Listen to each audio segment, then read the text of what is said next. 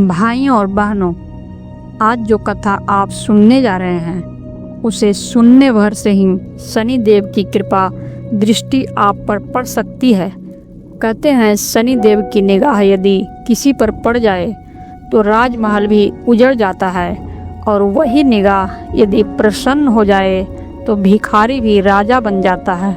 यह कथा है शनिवार व्रत की। यह कथा है शनिदेव की, और यदि आप इसे अंत तक सुनेंगे तो मैं वचन देती हूँ कि आपके जीवन में शनिदेव की कृपा का प्रकाश उतरेगा। इसलिए बीच में कहीं मत जाइए, मन को स्थिर कीजिए और इस महाकथा को पूर्ण श्रद्धा से सुनिए। कहते हैं शनिदेव भगवान सूर्य के पुत्र हैं और उनकी माता का नाम छाया है। जन्म से ही वे गहरे वर्ण वाले, कठोर तपस्वी और न्याय प्रिय रहे। उनकी दृष्टि इतनी प्रखर है कि देवता तक उनसे भय खाते हैं। लेकिन यह भय केवल दंड का नहीं बल्कि कर्म का आईना है। शनिदेव वही देते हैं जो हमने किया है, और इसलिए उन्हें न्याय का देवता कहा गया है। अब सुनिए एक कथा। एक बार पूरी अयोध्या पर शनिदेव की 7.5 आने वाली थी। नगर में भय छा गया। लोग सोचने लगे अब सब कुछ नष्ट हो जाएगा। राजा दशरथ ने प्रजा के दुख को देखकर स्वयं तपस्या की और शनिदेव के सामने प्रार्थना की। उन्होंने कहा, हे प्रभु, मेरी प्रजा निर्दोष है, कृपा कीजिए। शनिदेव ने कहा, राजन, मैं तो न्याय करता हूँ, यदि पाप है तो दंड मिलेगा ही। लेकिन दशरथ ने हार नहीं मानी। वे स्तुति करने लगे, मंत्र गाने लगे, और अंततः उन्होंने एक अद्भुत स्तोत्र की रचना की।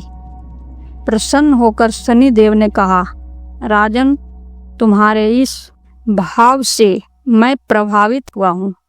तुम्हारी प्रजा पर मेरा कोप नहीं रहेगा। तभी से दशरथ कृत शनि स्तोत्र का पाठ आज भी लोगों को शनिदेव की कृपा दिलाता है। सोचिए, राजा दशरथ ने जो मंत्र रचे वह आज भी लाखों घरों में गूंजते हैं। लेकिन शनिदेव की कथा यही समाप्त नहीं होती। त्रेता युग में जब रावण ने सभी ग्रहों को कैद कर लिया था, तब शनिदेव भी बंधे थे। वह समय था जब लंका में श्री हनुमान पहुँचे। उन्होंने अपनी भुजाओं के बल से लंका को जलाया, पर उससे पहले उन्होंने शनिदेव को कैद से मुक्त कराया। शनिदेव ने कहा, हनुमान जी, आपने मेरा उद्धार किया है। आज से जो कोई आपका नाम लेगा वह मेरे क्रोध से बचेगा। तभी से हनुमान चालीसा का पाठ शनिदेव के प्रकोप से रक्षा करता है। देखिए कैसे एक छोटी सी कथा जीवन में भय को भक्ति में बदल देती है। अब सुनिए राजा विक्रमादित्य की परीक्षा। विक्रमादित्य एक न्याय प्रिय राजा थे, पर शनिदेव ने उनकी परीक्षा लेनी चाहिए।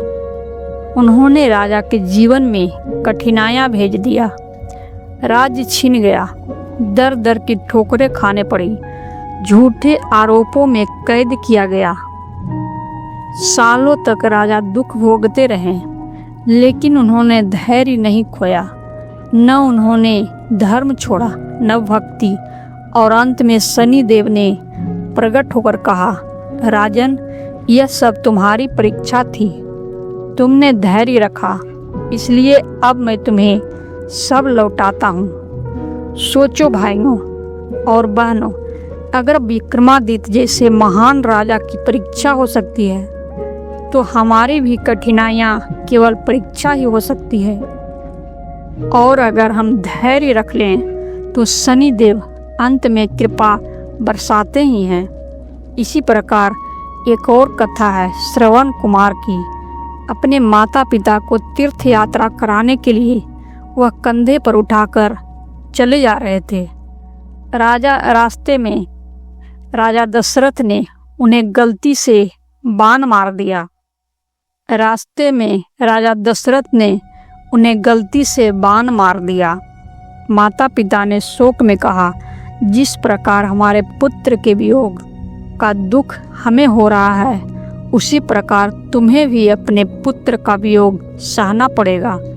कहते हैं इस घटना में भी शनि देव का प्रभाव था, क्योंकि शनि देव वही हैं जो हमारे जीवन में क्रमों का हिसाब दिखाते हैं। भारत के गांव-गांव में शनि देव की लोक कथाएं फैली हुई है।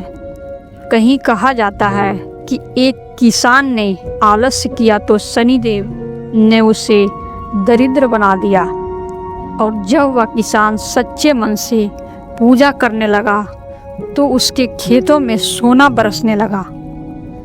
कहा जाता है कि एक व्यापारी ने गरीबों की मदद नहीं की तो शनि देव ने उसे दिवालिया कर दिया, परंतु जैसे ही उसने सेवा शुरू की उसका व्यापार दोगुना बढ़ गया। ये कथाएं सिर्फ कहानियाँ नहीं है, ये है हमारे और उनके परिणाम का आईना। शनिवार व्रत की विधि भी बड़ी अद्भुत है। शनिवार की सुबह स्नान करके काले वस्त्र धारण किए जाते हैं। फिर पीपल के पेड़ के नीचे दीपक जलाया जाता है। पीतल या लोहे के लोटे में सरसों का तेल भरकर उसमें तिल डालें और शनि देव को अर्पित किए जाते हैं। काले तिल, काला कपड़ा और उड़द की दाल का दान शुभ माना जाता है, और सबसे विशेष हनुमान चालीसा और दशरथ कृत शनि स्तोत्र का पाठ अवश्य किया जाता है। जो भक्त सच्चे मन से यह सब करता है उसके जीवन से दरिद्रता और बाधाएं दूर हो जाती है, रह सकती है। अब सोचो, अगर शनि देव की दृष्टि राजा दशरथ को बचा सकती है, अगर उनकी कृपा हनुमान जी के नाम लेने वाले हर भक्त पर रह सकती है, अगर उनकी परीक्षा विक्रमादित्य को अंत में और महान बना सकती है, तो क्यों न हम भी शनि देव के व्रत और कथा को जीवन का हिस्सा बनाएं। भाइयों और बहनों, यह कथा केवल सुनने की वस्तु नहीं, यह जीवन बदलने की शक्ति है। जो भी शनिवार के दिन इस कथा को श्रद्धा से सुनता और व्रत करता है, उसके जीवन में शनि देव का आशीर्वाद अवश्य उतरता है।